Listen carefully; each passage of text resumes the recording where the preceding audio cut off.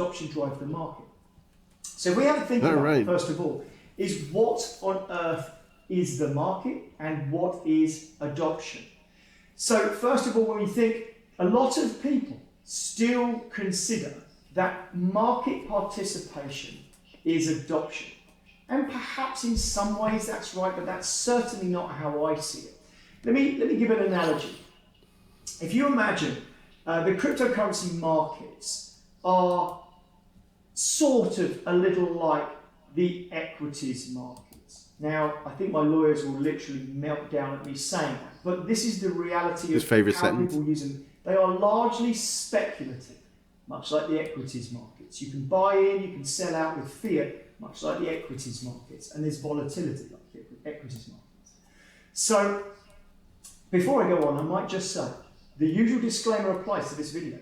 This is not investment advice, please don't treat it as such. This is just my opinion piece on adoption and the markets. So, if we look at that and say, okay, so in equity terms, if you had, let's say an airline, so if we pick British Airways, people could buy some shares in British Airways and they could sell some shares and they could speculate on those shares, but they wouldn't necessarily have to ever fly on the aeroplane. So that is fundamentally different to what we've got going on in cryptocurrency. So at the moment, largely, cryptocurrency is consumed by the same people and used within that same group. It's the cryptocurrency enthusiast group that is largely using cryptocurrency. Now, if I explain what I mean by that, if you imagine most things, the people that develop the technology very rarely are the biggest users. Most people would make a very smart app, but the very smart app makers are not the people that are using it. It's designed for someone else. It's designed for people to order a cab or whatever. So we are in this thing. It's a growing community, but it is largely driven by the crypto community. Now, when you take a look outside of crypto, that airline, that or whatever company it would be, it needs to have users. It needs to have people who run it, it needs to have people who drive it, it needs to have people who consume it or make use of it. If you imagine you had 50 airplanes sitting on the tarmac, but you didn't have any pilots and you didn't have any customers, or you've just described 50% of the top 100 projects in the coin market cap list. Investopedia did a piece where they said that 50% of the top 100 cryptocurrencies have no utility and no users. So it's a sort of a shocking thing to see. Now that is the market. This is very much the market. Now that doesn't mean that they're not exceedingly well traded and exceedingly well speculated upon. They absolutely are.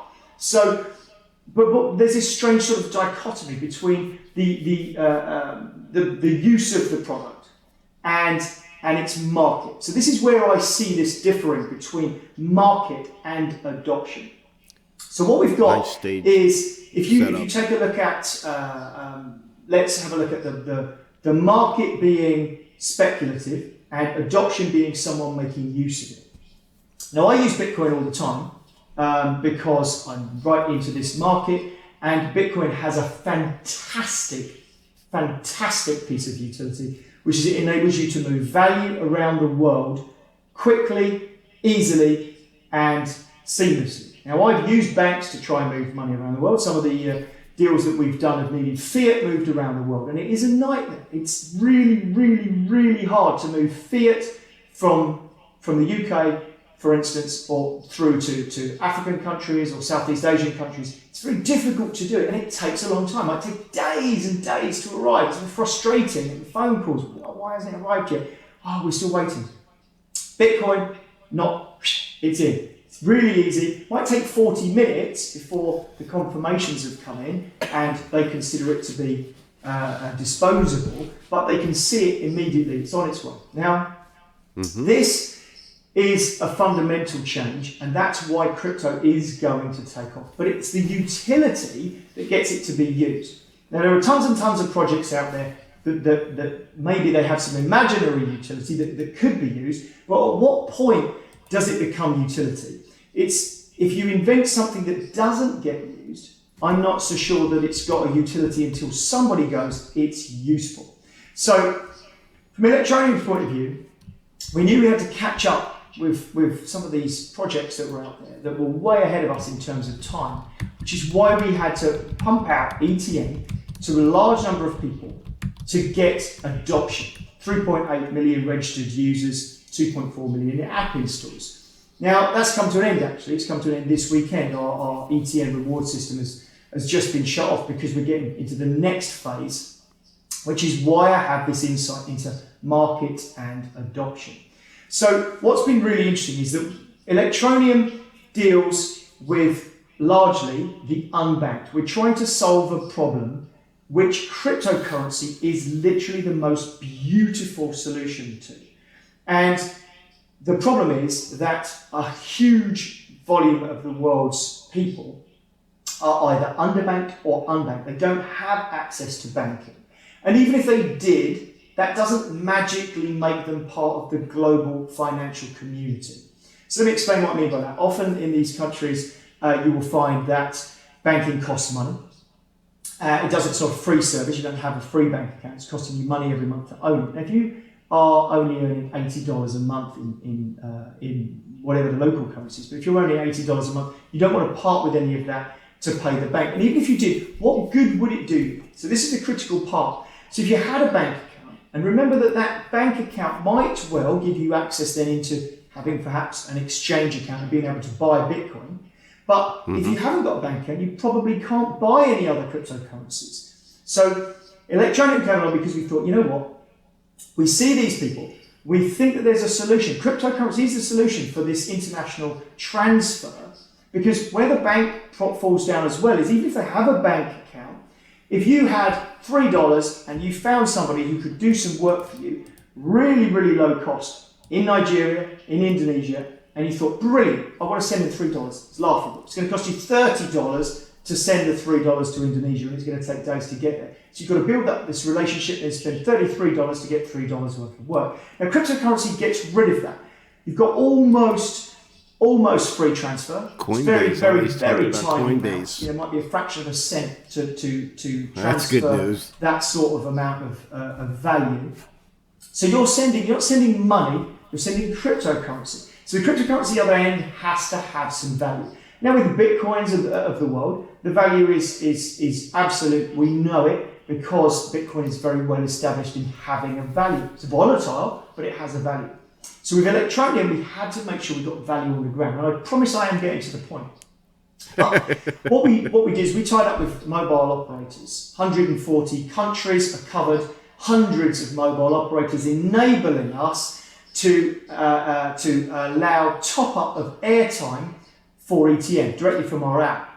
So if you have ETN, you do know that it has a value. And that value is ascribed to it because you can purchase something that you are familiar with. Now this is where I get to the market and adoption. What we've seen, we've had more than 100,000 top-ups of airtime with ETN directly from our app. And what we have seen is that there is a tally between market price of ETN and the amount of people topping up at that point. So that volatility that's taking place. So even though these people are miles away from crypto exchanges and perhaps diving into cryptocurrency per se, they are super aware of the market. So they see that their $1 that they've earned, so they might have earned, so we've got a facility to enable people to earn cryptocurrency through something called AnyTask, which I might plug at the end. But they've earned some cryptocurrency, or they were rewarded some cryptocurrency, so they have it, they have ETN, but they don't necessarily spend it. Now, you will all be familiar with this. Hodling. If you're not familiar with the phrase hodling, you definitely need to Google it. Hodling is holding. People in cryptocurrency like to hold onto it. Now, there's a good reason for that. If you look back in history to somebody who I metaphorically take my hat off to, the chap that started adoption of Bitcoin went off and bought a pizza, or maybe two pizzas, but he bought some pizza for 10,000 Bitcoin.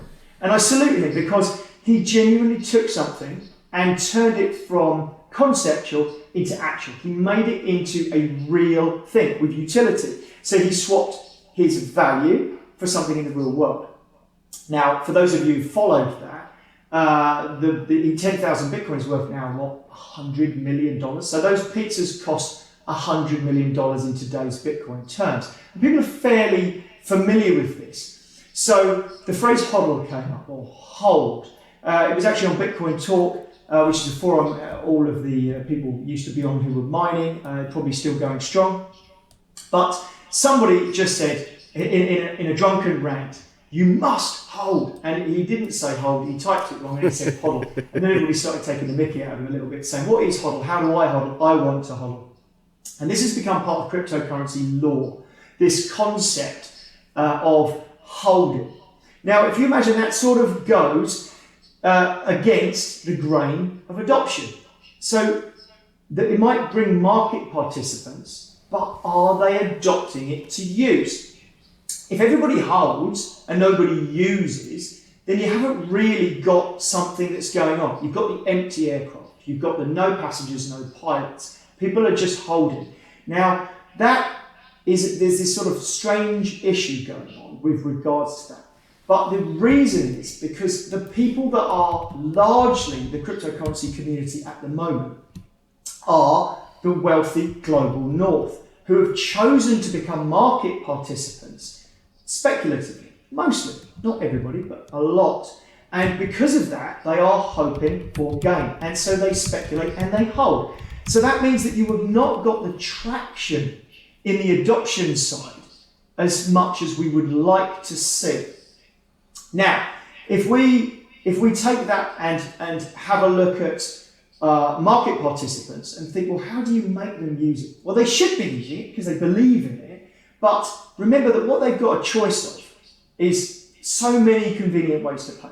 So in my pocket, I've got Apple Pay, I've got Visa cards, I've got debit cards and MasterCards, and I've got PayPal, and I've got all sorts of ways to pay digitally that came before cryptocurrency. And they're convenient. But just as importantly, not only are they convenient, but they also spend my horrible fiat that I'm not so keen on. And why am I not keen on it? Well, look at the world. The world literally is printing money like we've never done before. And, I understand why we're doing it, because, we're in the middle of an unprecedented pandemic that we're trying to economically survive. But do I agree with it? I don't know, because when you think about what has happened to other economies that have printed with wild abandon, you have not seen wonderful outcomes from those. I'm not going to name and shame those countries. Some of them are still in the midst of it. Some of them are historic. But you know what comes of it. You know what comes of printing. You will devalue the underlying fiat currencies, so your US dollar, your pound, etc., your euro. So I have a choice. I've got in my pocket, I could spend some Bitcoin or I could spend some pounds. Now I know that quantitative easing and by any other name the same things are going on. So I think I'd rather spend my pounds and speculate on the Bitcoin. So that's me personally. Like I say, it's not investment advice, but what you will see across the community is the same thing. And we are seeing it in Electroneum, even though the people have probably not earned that Electroneum speculatively. They've done it as a supplement to their income, meager income, I might say. So, what does this tell us? It means that the market participants are always savvy about the market. So we do know that there's a joining between adoption and the market. And we've certainly learned some things that even if you didn't join the market speculatively, you didn't go to a bank and send some money to an exchange, convert it into a speculative asset. So you didn't do that. You just ended up with some. You ended up with some by being rewarded by it, by taking it from someone. So we've had 270,000 plus app-to-app transfers. So this is one person with the Electroneum wallet and another person. Scan a QR code, it goes bloop, and you have this instant payment technology we've built. Gives them an instant payment notification, and so they can walk up to a street vendor, bloop, and walk away. Now, that's taking place. 270,000 plus of those have taken place. So people are ending up with ETN, and it is out there in the real world, but they haven't necessarily done it to speculate. They're just doing it because it's a new way to transfer value between people. But what's interesting is that they've got this eye on the market. Our app converts between whatever their local currency is, be it US dollar or GBP or more likely Rand or something else. But it will tell them what the ETN is worth today in their wallet, and they can see it changing with the volatility of the markets. So we've learned a lot from this. But what we've learned probably above everything else is that if we have cryptocurrency as the best possible vehicle for global remittance, and it's a brilliant, genius method for moving value between people in the developing world who don't have Apple Pay, they don't have Visa, MasterCard, they don't have any of those digital payment techniques, then suddenly cryptocurrency is the answer for those people. So Electroneum has embraced regulation. I mean, I'm a libertarian. I believe in people's financial liberty, and I love projects like Bitcoin in an unregulated market. We've chosen to go down the regulated path because we want to take away the fear that corporates have of cryptocurrency. There's still quite a lot of fear. There's a lot of government fear. Mostly government fear in the markets that we're talking to is about flight of capital. They worry that they have quite tight capital controls on their economy, and they fear that cryptocurrency will enable people to push value out of their country. But of course, Electroneum is we're totally KYC, AML based, and what we're all about is driving new money from the global north down into the global south. We're trying to bring money into an economy. But what you'll find is this is, yet again, I get back to my point about adoption of market. So we're talking about corporates adopting crypto. Now, everybody in the crypto market talks about adoption as if adoption is people joining the market. So we've seen the furore with JP Morgan in and out. Are we in? Are we out? Is everybody in JP Morgan going to get fired if they touch crypto, or are they going to deal with it as a company? We've seen Fidelity enter the crypto market. We've seen pension companies with everyone saying if pension companies get into crypto, if they adopt crypto, crypto's going to go crazy, what they talk about. But again, they're talking speculatively. They're not necessarily talking about adoption. So if somebody says, if the pension companies adopt cryptocurrency, and let's use Bitcoin as the example, but if pension companies adopt Bitcoin, it's going to go crazy. But what do they mean by adopt? I think they mean join the market. Now, pension companies, certainly in my opinion, would be crazy not to have a small percentage of their investment in Bitcoin. To me, it boggles my mind that they haven't been able to achieve that. But remember that being in the market isn't necessarily adopting. I would rather see a pension company accept Bitcoin for the premiums. That's adoption. I would like to see a pension company give the option of being paid out in Bitcoin. That's adoption. So what this whole speech is about is to get into people's heads that actually the market and adoption are two separate things at the moment. And we're starting to see perhaps these parallel lines start to conjoin. And that's where we need cryptocurrency to be adopted. Now, we believe strongly at Electroneum that adoption is going to come from the global south. As much as the global north are the ones pushing it and the ones making that market. So they are creating a market. And remember that the market leads to value, and cryptocurrency doesn't exist unless it has value. So I'm certainly not saying one works without the other, but there's this symbiosis, a symbiotic relationship between market and adoption that doesn't necessarily work like anything else. You can have a market without adoption. You can have adoption without the market. It's very weird. But the adoption without the market is problematic. At the moment, the market without adoption is less problematic, but certainly mysterious. If you imagine the huge market capitalizations of those projects that genuinely have no users, and picture an airline with empty aircraft, a company would soon disappear if it had no customers. Exactly. And yet projects are up there being traded that have no users whatsoever. Very interesting. So certainly a strange time.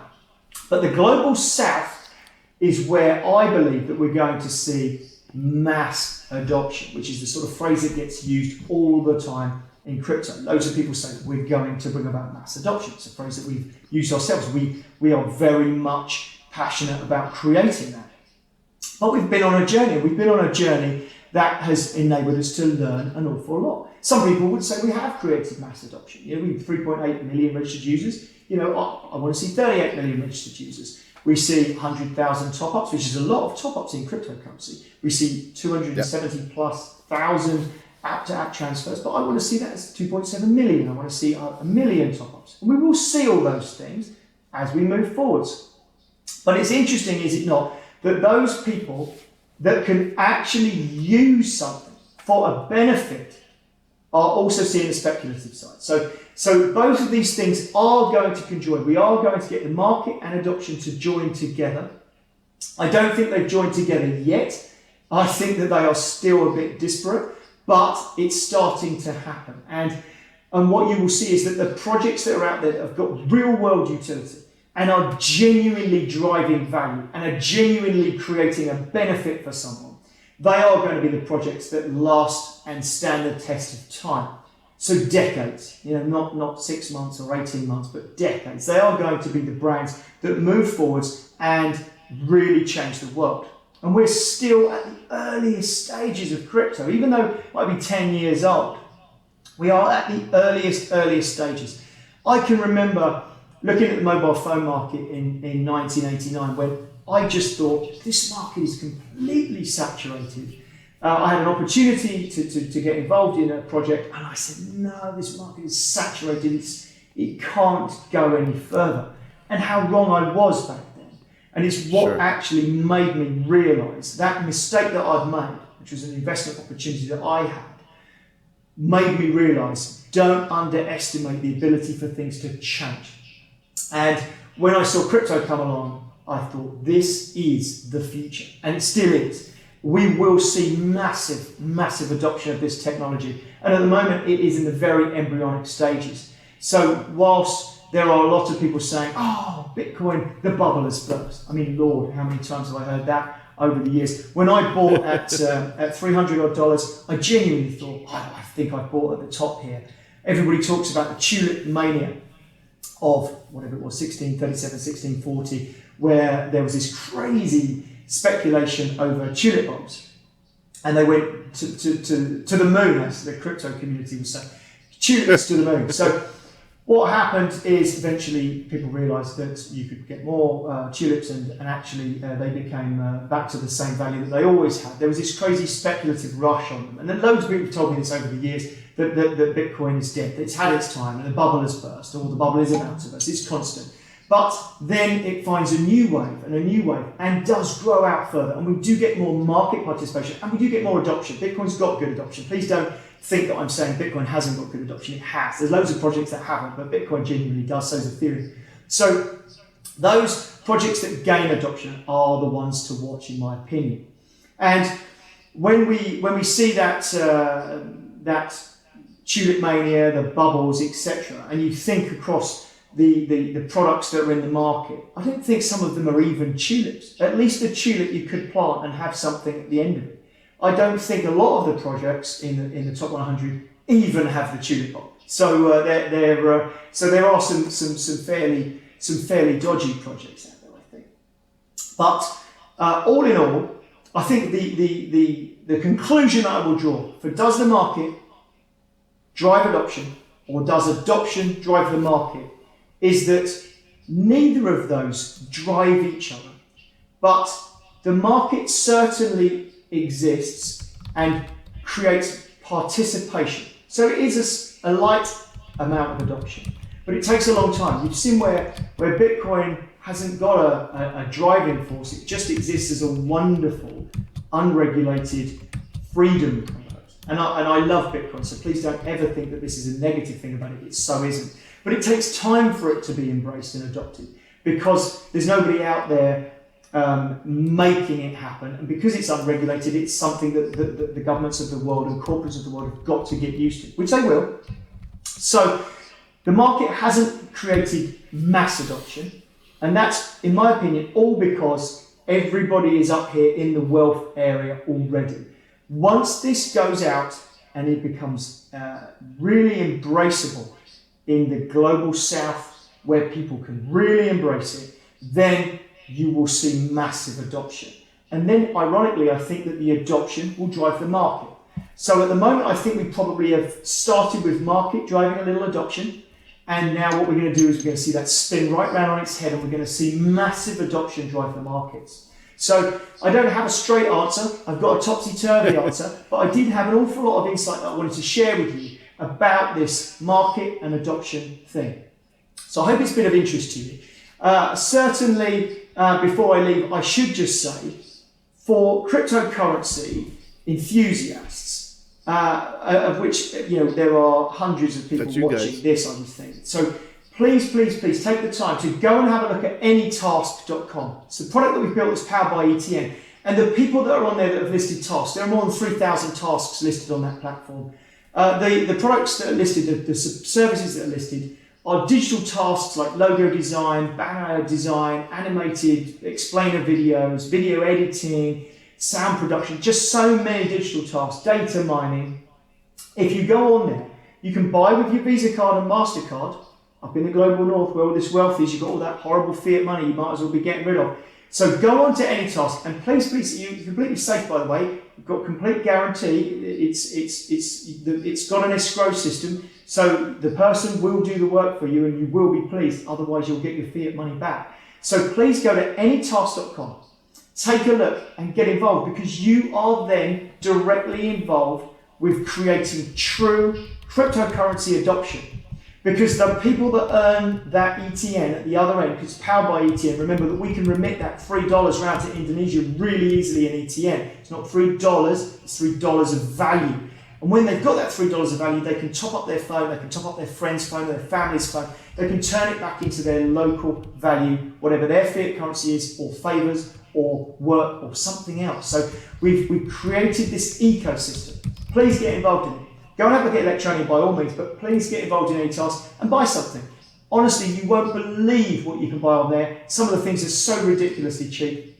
We have, we're going to shake up that marketplace as well, the freelancer marketplace, by opening up this global south market to the global north. So we've got all this fiat. We don't want it.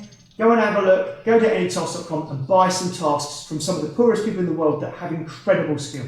Thank you very much for your time listening to me waffle on about adoption and the market. I hope you gained something from it. I certainly have. I've gained cold feet standing on my tiled floor. Have a wonderful day, everybody. Bye-bye. Put on some slippers. Thank you very much for this, Richard. If you wish to hear more about this, or if you have questions, you will also find Richard today. Richard Ells recorded live at the time. At the ANON 2020 show.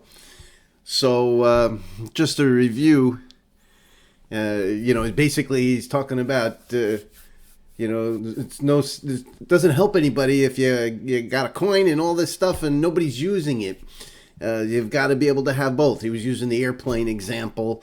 You can have all the airplanes and all the pilots and everything, but if nobody's on the plane, it doesn't go anywhere. So...